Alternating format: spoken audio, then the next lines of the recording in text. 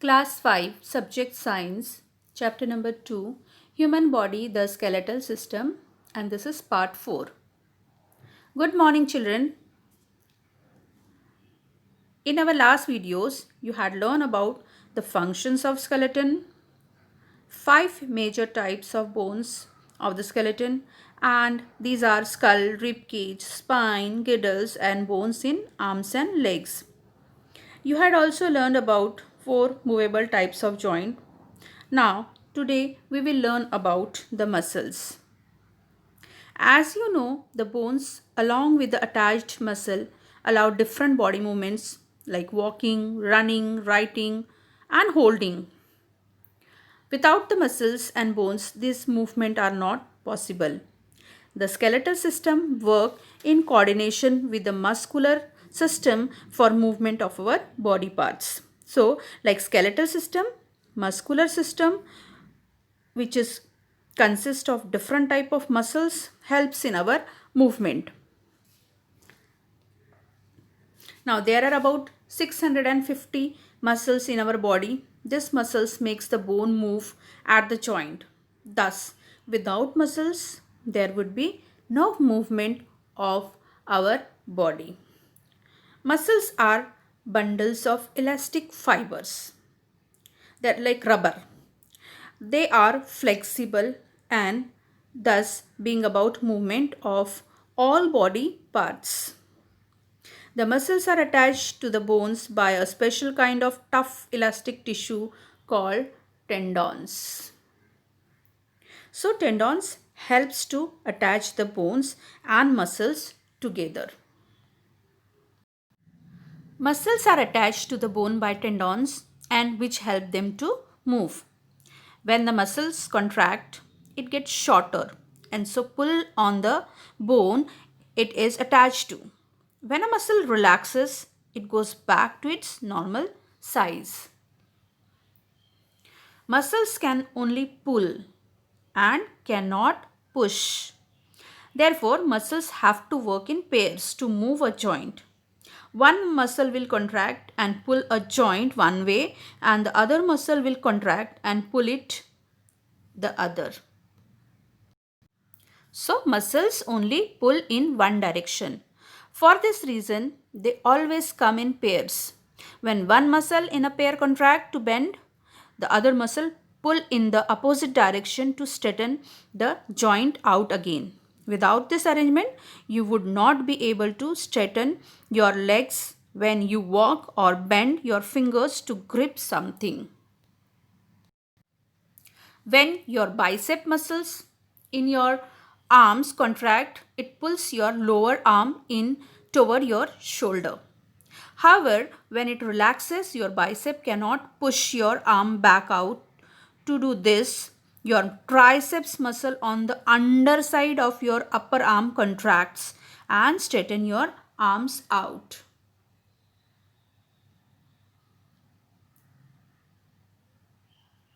So these biceps and triceps, they work in pair. So understood? Biceps and triceps muscles both work in pair for movement here. Now one more time I am repeating. Bones along with the attached muscle allow different body movement like walking, running, writing and holding. Here bones and muscles they work together. Without muscles and bones this movement are not possible. There are about 650 muscles in our body and these muscles makes the bone move at joint. Muscles are bundles of elastic fibers or you can say tissues. They are flexible. The muscles are attached to the bone by a special kind of tough elastic tissues. These are called tendons and tendon helps to attach the bone and muscles together. Muscles can only pull and cannot push. Therefore, muscles have to work in pair.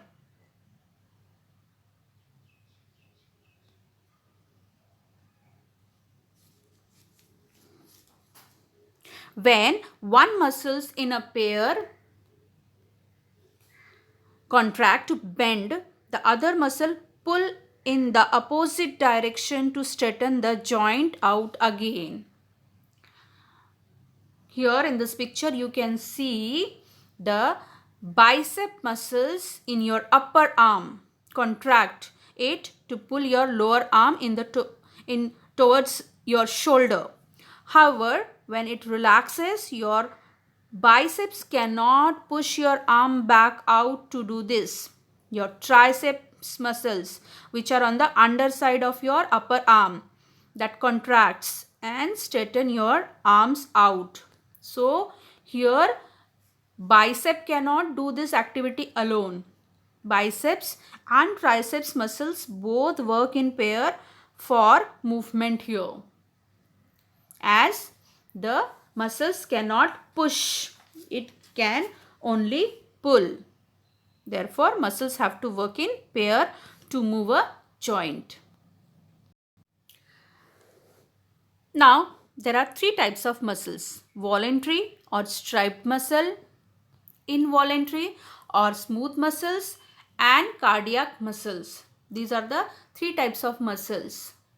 So, there are three types of muscles: voluntary or striped, involuntary or smooth, and third one is cardiac muscle. Let's start with voluntary or striped muscles. Voluntary or striped muscle are attached to the skeleton and are controlled by us. These muscles have stripes on them, so they are called striped muscles. These muscles we use to move around. These muscles are attached to the bones by a special tissue called tendons. Voluntary muscles can be found in our arms, legs, hands, feet. It is because of these muscles that we can walk, we can dance, jump, smile, and frown. What is frown? Showing disapproval or disliking by your eyebrows expressions. So that is called frown. So because of this voluntary muscles, we can walk, dance, jump, smile, whatever things are in our control. That's why it is called voluntary muscles, because it is controlled by us. These muscles can be controlled by us, and that's why it is called voluntary muscles, and the stripes are found on it. So that's why the name is given to its striped muscles. So everybody understood the function of voluntary muscles? The muscles which are in our control, we can control these muscles, and they are found in our arms, legs, hands, and feet. The second type of muscles are involuntary or smooth muscles. Smooth muscles are present in the internal organs of our body. These muscles are called involuntary muscles as they move on their own and their movement is not under our control.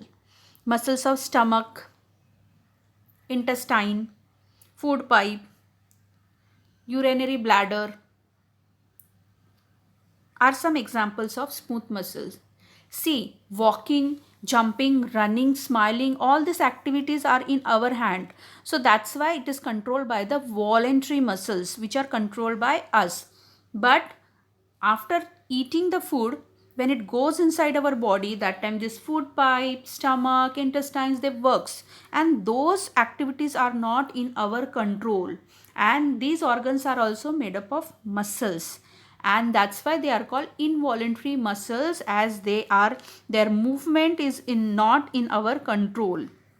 Like that, the excretory system, see, urinary bladder, this is also a muscular organ. So these organs, they work on their own, which is not controlled by us. They move on their own and their movement is not under our control. So that's why these muscles are called involuntary muscles or smooth muscles. So again I am repeating about the involuntary or smooth muscle. The second type of muscles are involuntary or smooth muscles. The smooth muscles are present in the internal organs of our body. These muscles are called involuntary muscles as they move on their own and their movement is not under our control. Everyone clear? The third type of muscles are cardiac muscles. Cardiac muscles are found only in the heart. These are not attached to any bones and are involuntary muscles. Why they are called involuntary muscles? Because their activity is also not in our control. The heart's activity also is not our control. It is also present inside our body. It is an internal organ, but these cardiac muscles are only found in the heart. Heart is made up of the cardiac muscles. These muscles are strong as they work throughout our life without stopping in order to keep the heart beating. They pump blood to all parts of our body. That's why very important, because it works throughout our life without stopping. So the third type of muscle, that is called cardiac muscle, and cardiac muscles are found in the heart and it is very important. It is not attached to any bone. It is also a kind of involuntary muscles as it is not controlled by us. Let's revise one more time. Types of muscles. 3 types of muscles are present: striped muscles, smooth muscles, and cardiac muscle. The striped muscles is also called as voluntary muscle. Smooth muscle is also called as involuntary muscle, and the third type of muscle is called cardiac muscle. Voluntary muscles or striped muscles, it is present on our hand, feet, okay, and it is the muscles are controlled by us. When we walk, when we run, when we smile, that time these muscles helps us. The second type of muscles, that is involuntary or smooth muscles, it is present in our internal organs like intestine, stomach, food pipe, urinary bladder, and it is not controlled by us. And the third type of muscles, that is called cardiac muscles, and these are present in our heart. The heart is made up of cardiac muscles and these are not attached to any bone, and it is also kind of involuntary muscles because it is not controlled by us. These muscles are very strong as they have to work throughout our life without stopping it, okay, so that the blood can circulate all over our body. So these are the 3 types of muscles. Now the next topic is importance of muscles. Muscles are important in various ways. They control the movement of bones. They provide movement to the internal organs for performing important activities within the body. For example, continuous movement of cardiac muscles. Okay, so that the heart will pump blood. Similarly, the food moves from mouth to stomach by the movement of muscles of esophagus. So like that, they are very important. Now, care of bones, muscles and joints. How we can take care of our bones, muscles and joints. So first of all, food. Whatever food we eat, that makes our bones strong. So it should be very healthy. The food should be very healthy. Eat food that makes our bones strong. As we have learned that bones and joints are important part of our body, it is very important to take care of them. A healthy, balanced diet from an early age helps to build strong bones and maintain them throughout one's life. Our body requires calcium, vitamin D, and proteins for healthy bones and muscles. Vitamin D helps the body to absorb calcium from the food. Now, calcium is very important. Okay, as you know, the calcium helps to build our bones. Calcium strengthens our bone. It also keeps our muscles active as it helps in the muscle contraction. The growing children, they need more calcium and vitamin D for their growing bones. You know, the growing children, their bones are also growing every day, so they should take more calcium rich food and vitamin D rich food. Leafy vegetable like spinach, cabbage, almonds, milk, cheese, and broccoli, soybean, curd. These are rich sources of calcium. Already in class 4 you have learned about this in the chapter food we eat. Then fish, milk, egg, mushroom, they are rich sources of vitamin D. Sunlight also promote the production of vitamin D by the body. Then protein is also very important for building the muscles. Proteins are the building blocks of the muscles. They are required in the growth and repair of the muscles. Sources of protein that includes milk, cheese, egg, beans, pulses, fish, meat, etc. So understanding, so for strong bones and muscles we must have lot of calcium, vitamin D and protein. Food is very important, but exercise and good posture is also equally important.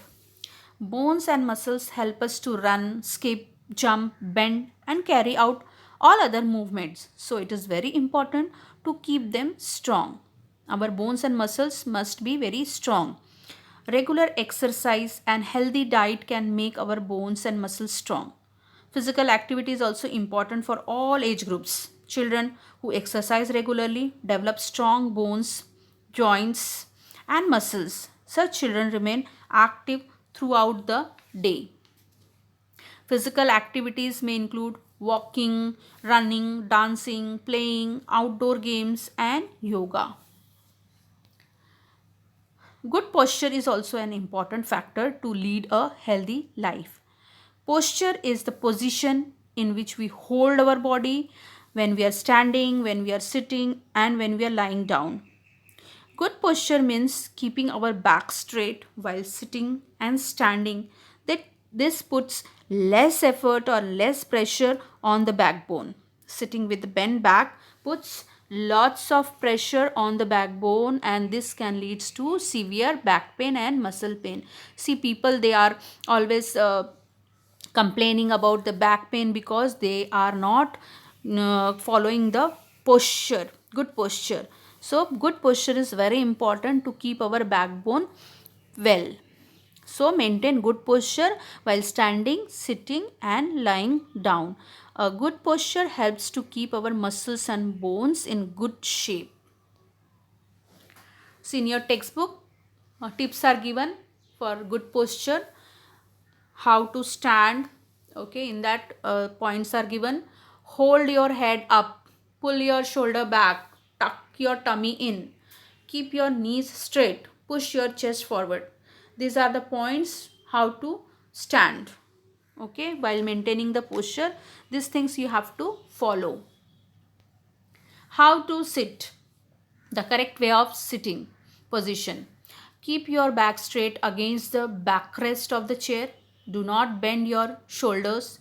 Place your feet flat on the ground. So this is the correct way of sitting. Now the explanation of chapter 2 is over. Homework for you. Read the chapter carefully and write the hard words for 5 times and learn them. Thank you very much.